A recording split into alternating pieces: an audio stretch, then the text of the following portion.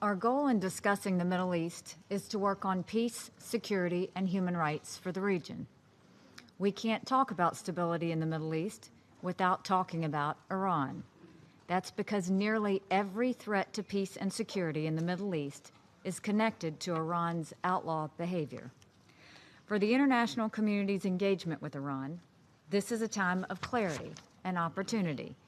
The United States has now embarked on a course that attempts to address all aspects of Iran's destructive conduct, not just one aspect. It's critical that the international community do the same. Every 6 months, the Secretary General delivers a report on the implementation of Security Council Resolution 2231, which the Council unanimously passed. The report has always noted the IAEA's findings that Iran is implementing the nuclear deal. But then it goes on. It lists the regime's multiple flagrant violations on the resolution's non-nuclear provisions. Every 6 months, the Security Council is presented with this laundry list of bad news, but somehow manages to only hear the good news. Some countries, to their credit, have called out Iran for its malign behavior.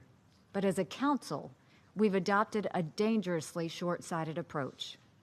Judging Iran by the narrow confines of the nuclear deal misses the true nature of the threat. Iran must be judged in totality of its aggressive, destabilizing, and unlawful behavior. To do otherwise would be foolish. This clarity brings opportunity. It gives the Council the chance to defend its integrity. It gives us the chance to work together as a community of nations to uphold the provisions of resolutions we have all worked so hard to pass. The Security Council has repeatedly passed resolutions aimed at addressing Iranian support for terrorism and regional conflicts. But Iran has repeatedly thumbed its nose at those efforts. Worse, the regime continues to play this council. Iran hides behind its assertion of technical compliance with the nuclear deal while it brazenly violates the other limits on its behavior. And we have allowed them to get away with it. This must stop. The list of the Iranian regime's violations of Security Council resolutions is too long to repeat here, so I will confine myself to the highlights. Resolution 2231 bans the transfer of conventional weapons from Iran. Yet today, we see Iran identified as a source of weapons in conflicts across the region, from Yemen to Syria and Lebanon. The United States, France, Australia, Ukraine, and others have intercepted Iranian shipments of rocket-propelled grenade launchers, machine guns, and anti-tank missiles, among other weapons that are bound for Yemen. The Iranian regime has been a key source of arms and strategic military support to the Houthi rebels, both directly through its military and indirectly through its Hezbollah proxy forces. Not only is this a violation of Resolution 2231, it also violates Resolution 2216, which imposes an arms embargo on the Houthi rebels. Iran has repeatedly and brazenly violated not one, but 2 UN Security Council resolutions in Yemen, and yet few on this council have said anything at all. Resolution 2231 also bans travel outside Iran by senior Iranian officials, including Major General Soleimani. And yet, the Secretary General's report lists multiple press photos and reports of the general traveling to Syria and Iraq. You can even find pictures on social media of him visiting Russia. This is an open and direct violation of Resolution 2231. And yet, where's the outrage of this council? There's more, plenty more. In Resolutions 1701 and 1559, the Council unanimously called on Hezbollah to disarm.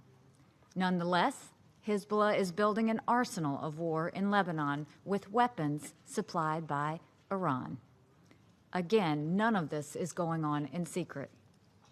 The leader of Hezbollah talks openly about the support Iran provides. He has repeatedly boasted that sanctions can't hurt Hezbollah because, quote, everything it eats and drinks its weapons and rockets come from the Islamic Republic of Iran. And these are only the Iranian regime's activities on which the Security Council has taken a clear position. What about Iran's support of arms, financing, and training and fighters to the bloody Assad regime in Syria? And there's the consistent Iranian threats to freedom of navigation in the Persian Gulf. And there's the Iranian regime's cyber attacks against the United States, Israel, and other UN member states. And then there's Iran's imprisoning of foreign journalists and tourists on made-up charges. Some Americans, like Bob Levinson, have not been heard from in over a decade. Unfortunately, we're not done yet. The Iranian regime abuses its own people. It imprisons or murders political opposition. It persecutes Christians and other religious minorities. It denies freedom of speech. It executes gays and lesbians. And there's one more thing. The list of Iran's dangerous and destructive behavior that I just outlined does not even include the regime's most threatening act, its repeated ballistic missile launches, including the launch this summer of an ICBM-enabling missile. That should be a clarion call to everyone in the United Nations. When a rogue regime starts down the path of ballistic missiles, it tells us that we will soon have another North Korea on our hands. If it is wrong for North Korea to do this, why doesn't that same mentality apply to Iran? With our decision to take a comprehensive approach to confronting the Iranian regime, the United States will not turn a blind eye to these violations. We have made it clear that the regime cannot have it both ways.